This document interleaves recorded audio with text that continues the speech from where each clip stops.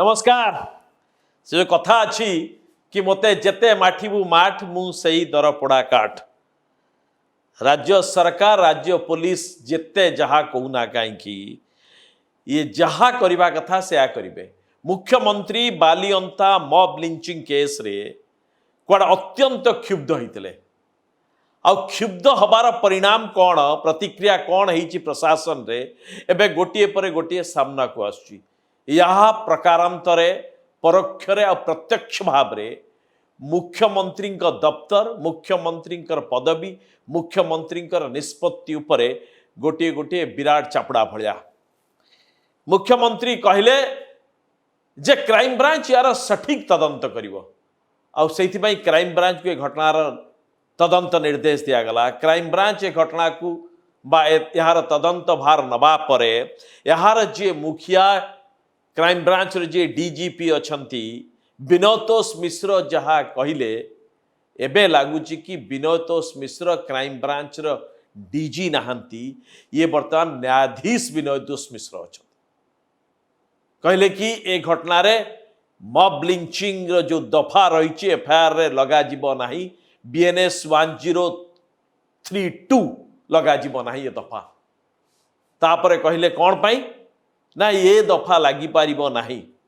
द्वितीय रे कहले ए दफा न लगिले भी दोषी माने सबु दंड पाइबे। अर्थात ये न्यायाधीश हेले आउ ये जजमेंट भी देदेले निजे जते बळे यार आसीबो राय सेते बळकु विनोतोष मिश्र भी चाकरी नथियो रिटायर्ड हेकी पळि जायतिबे। मॉब लिंचिंग गोटे स्पेसिफिक सेक्शन अच्छी तार गोटे विशेष परिस्थिति रे लगा जाए। आमर जे भारतीय न्याय संहिता रे आगु सुप्रीम कोर्ट जजमेंट हिसाब रे कहा हितला तापरे भारतीय न्याय संहिता रे आर स्पेसिफिक प्रोविजन कड़ा होइछि सेतरे कहा होछि जे मॉब लिंचिंग हब जदि 500 अधिक लोक काहाकू race caste community sex place of birth language और पर्सनल बिलीफ जोगु वायलेंस करी थिबे। तो एटा जे आरोप जहाँ एफआईआर दर्ज कराई एथिरे कौन सी ए सबू जिनस आसी नाही। तदंत क्रम रे जदि एमतिया किछ आसीबो ताहले भविष्य रे सेक्शन लागी पाड़िबो। किंतु गोटे जिनस मु एठी कहबा को चाहिबी जे मॉब लिंचिंग रो पनिशमेंट जहाँ से ही मर्डर केस पनिशमेंट एटा गोटे निश्चित रूप से मॉब वायलेंस हेछि तो मर्डर चार्जेस समस्त उपरे अछि तो मॉब लिंचिंग न थिले भी ऑफेंस रो सजा से समान हबो।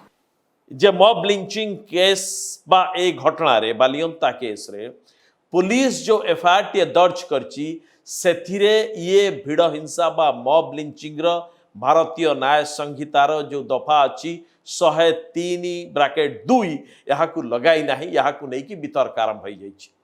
अनेक कहउचंती जे पुलिस ठीक ठाक करिची भाभी चिंती की दफा लगेची आउ ए दफा को लगेई नहीं आउ किछि कहबा कथा जे पुलिस दफा न लगेई कि आहुरी ए कथा को वितर्क भितर को नहीं जाइची विवाद बढ़ाई दीची। एबे आसीबा जे वास्तव रे कोन पाई ए विवाद पुणी थरे बढ़िला। मुख्यमंत्री सबु किछि निष्पत्ति नबा परे काहे कि पुणी बढ़िला।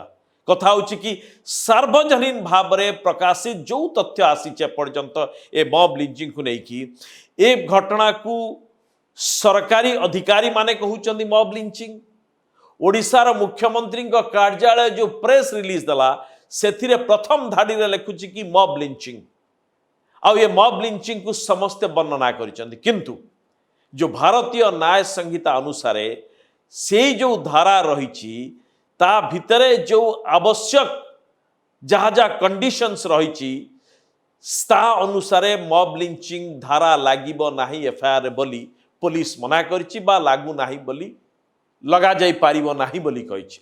एबे कथा होछि जे ए घटना रे मॉब लिंचिंग रो धारा लागिबो न लागिबो बा यहाँ मॉब लिंचिंग ना नाही यहाँ होछि एक आईनगत प्रश्न इट्स ए लीगल क्वेश्चन। किंतु प्रथम कथा हला जे पुलिस किछि हबा पूर्वरु काहेकि दफा को काढ़ी उड़े दला।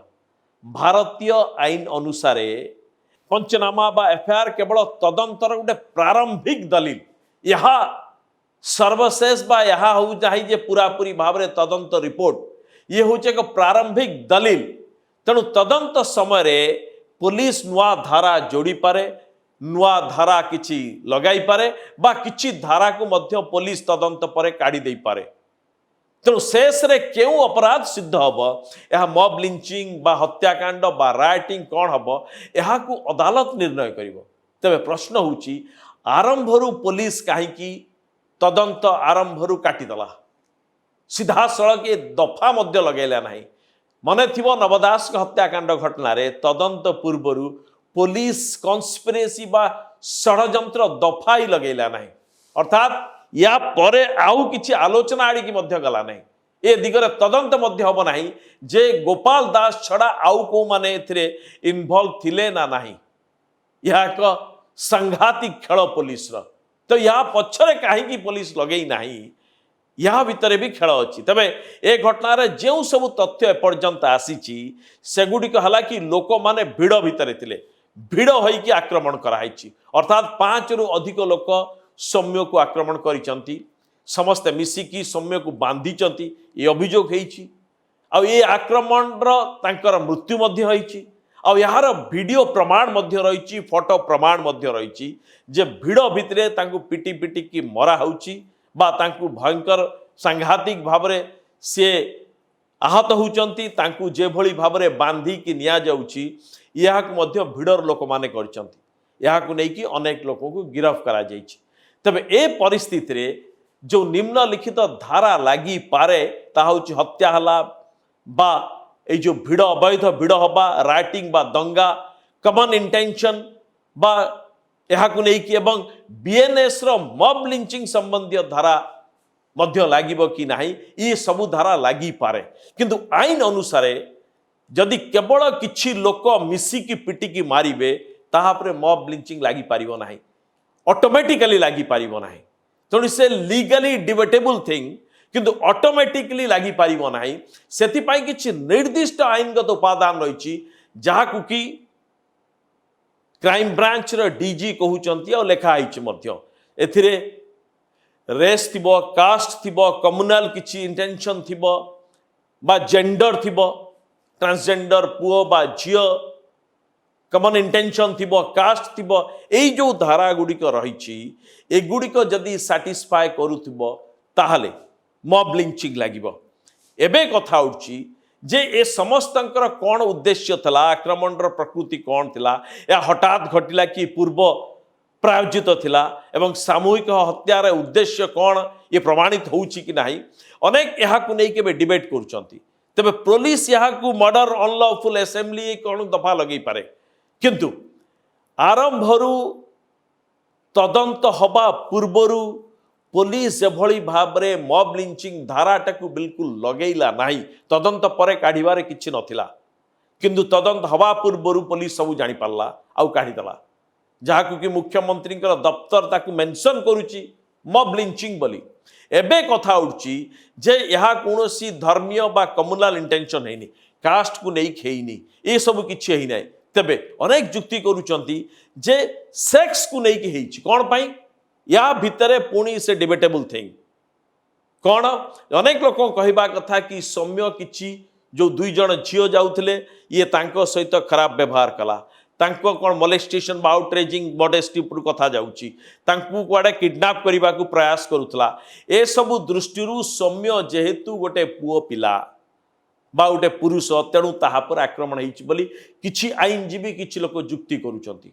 किंतु जो सेक्स कंडीशन टी रखा जाइछि ता नुह जे एई जो कंडीशन गुडिक बा एई जो एक्ट गुडिक हला ए एक्ट गुडिक सैटिस्फाई करूछि सेक्स नो ये जो आपराधिक जो कार्य गुडिक हला बा एक्शन गुडिक हला ये जो सेक्स कंडीशन टी रहिछि ताकू फुलफिल करू नाही।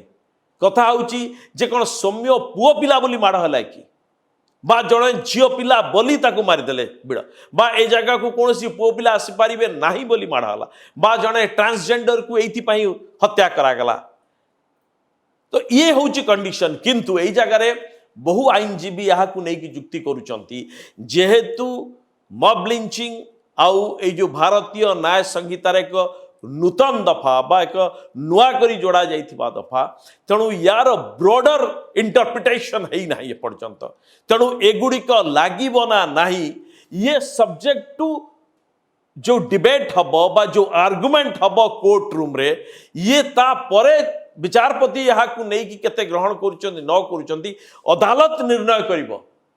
तेणु यही जितेबाला गोटे विवादीय वितर्क चली जे यही कारणरू सेक्स लगी पारे ता पूर्वरु पुलिस पूरा पूरी भाव में दफा हटई दबा यह होउची पुणी खेल होउची जे राज्य सरकार भितर पुलिस क्या बंचेबा चेष्टा करा दुईटा कथा यहाँ नहीं आलोचना होची। प्रथम कथा जे मॉब लिंचिंग लखेइबा अर्थ पुलिस पाई एथिपाई कारण एथिपाई प्रमाण जोगाड़ करने को पड़ो।